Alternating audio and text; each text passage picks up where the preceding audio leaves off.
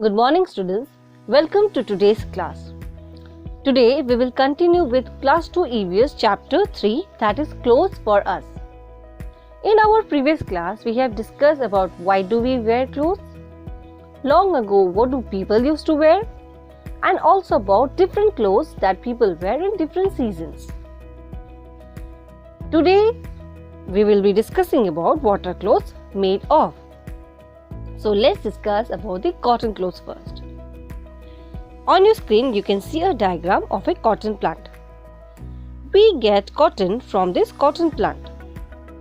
Cotton grows in a cotton pods. This is called cotton pods.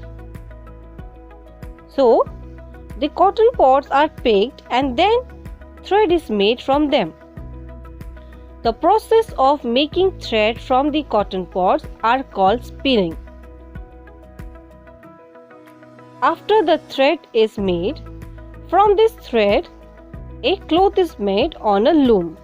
This is called a loom. So, we can say that on this loom, the thread is weaved and then cloth is made. So, the whole process of making cloth from thread is called weaving. And this is how we get a cotton cloth.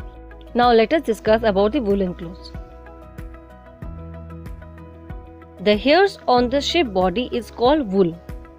This hair is cleaned and is turned into woolen thread.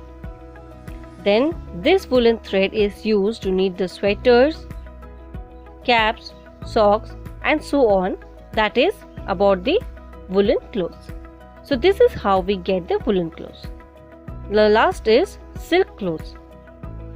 We make silk clothes from the silk, and silk we get it from silkworm. After the silk is produced from the silkworm, it is used to make scarves, saris and many other things. So this is how we get silk clothes. You have seen that many people go to their work wearing a similar kind of dress, that is same type of dress. That is called uniform. For example, the doctors, nurses, policemen, postmen and even the students wears a uniform. You can see the diagram of them on your screen. So as we were discussing about the clothes, I would like to conclude the class saying that whatever clothes you wear, this is very important that you should wear a clean cloth. On your screen that you can see a diagram of a boy and a girl. A boy is wearing a dirty dress, whereas a girl is wearing a clean dress.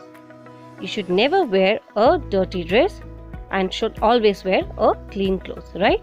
So that's all for today's class. Hope you have understood the chapter. Thank you.